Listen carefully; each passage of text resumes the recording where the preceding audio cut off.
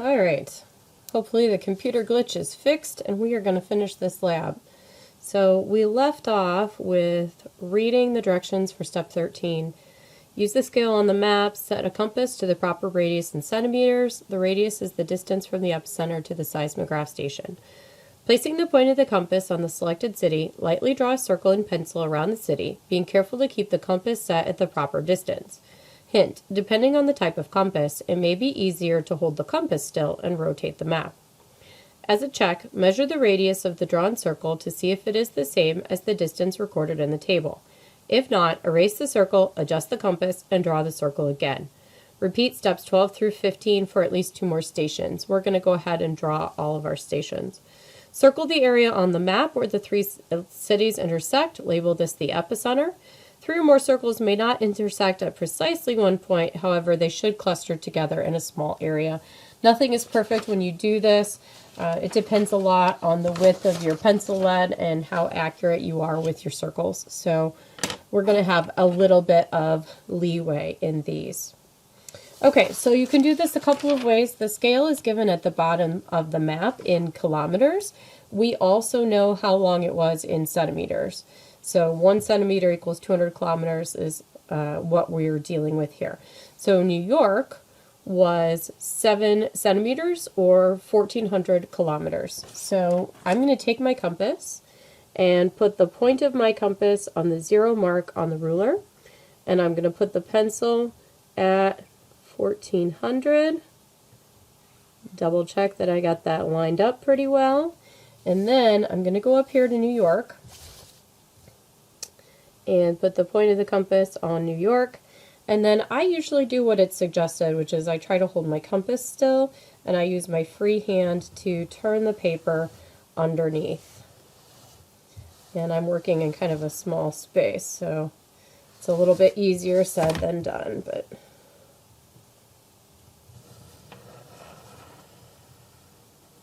and there is our circle for New York. Right there. And York was red, so I'm going to go ahead and take my red marker and trace around my circle. Now, if you don't have a compass at home, you could use a ruler to do this.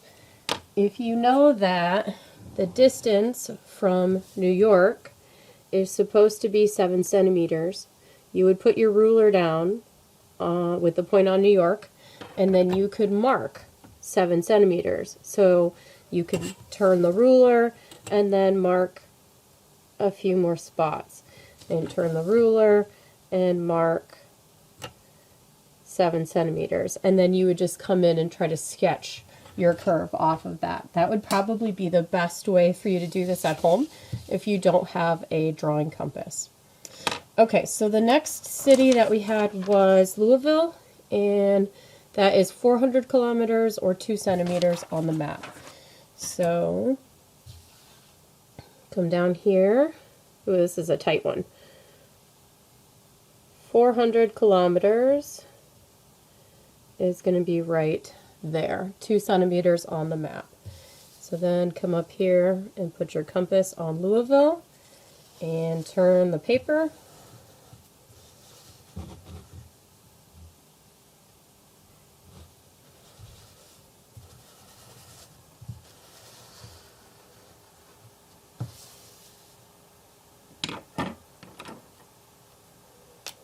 And Louisville was green. I'm going to trace that in green. Again, if you needed to do this with a ruler, you certainly could. Your circles wouldn't be perfect, but it would be better than just freehanding it. Okay. Our next city was Green Bay, and that was 700 kilometers or 3.5 centimeters.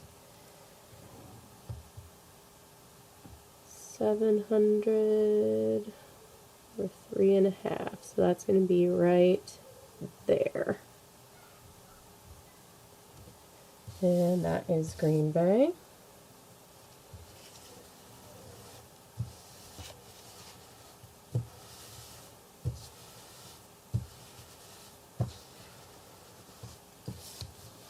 Okay, that one was blue.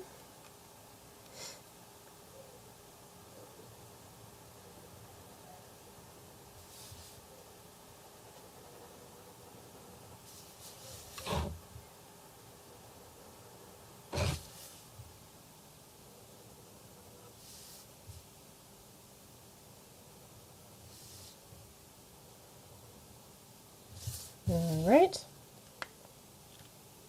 And you can already see we're starting to get a pretty good cluster right here. So our other two circles should also end up going through that point. Okay, our next one was Pueblo, Colorado, which was 1,200 kilometers or 6 centimeters.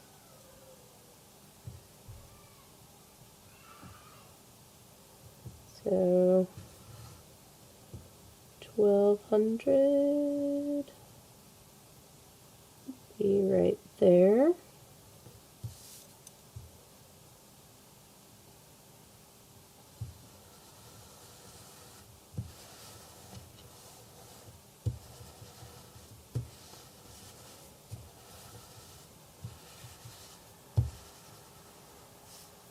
All right, Pueblo was orange.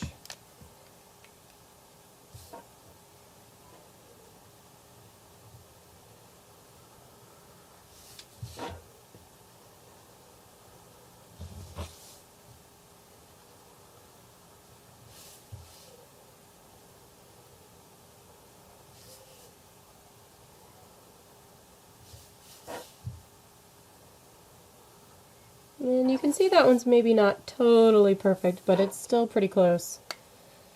Last one was Phoenix, which was 2,000 kilometers or 10 centimeters.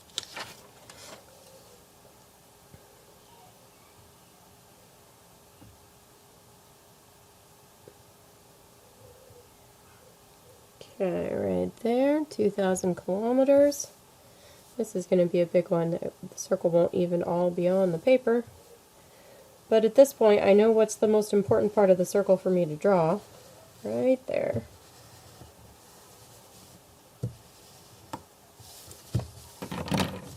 And that was purple.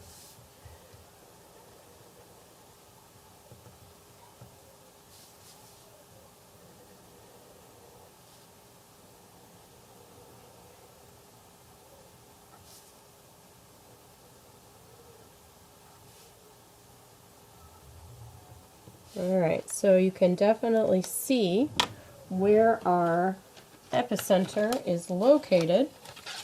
And the directions said to circle the epicenter on your map, which is somewhere in this area right here.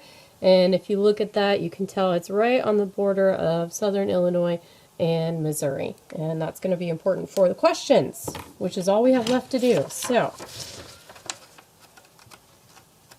we'll go back to this page with our data table, and we're going to do the post-lab questions. Near what major city is the epicenter located? Look at a more detailed map of the United States if necessary.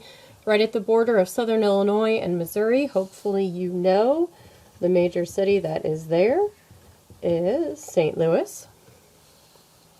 Use the seismic waves graph to answer questions 2 and 3. So we're going to use our time travel curve for this. A seismograph station is 3,000 kilometers away from the epicenter of an earthquake. How many seconds after the arrival of the P wave would the S wave arrive? Okay, so 3,000 kilometers. So we're going to go over here to our graph. Here is 3,000 kilometers. So I'm going to follow that up.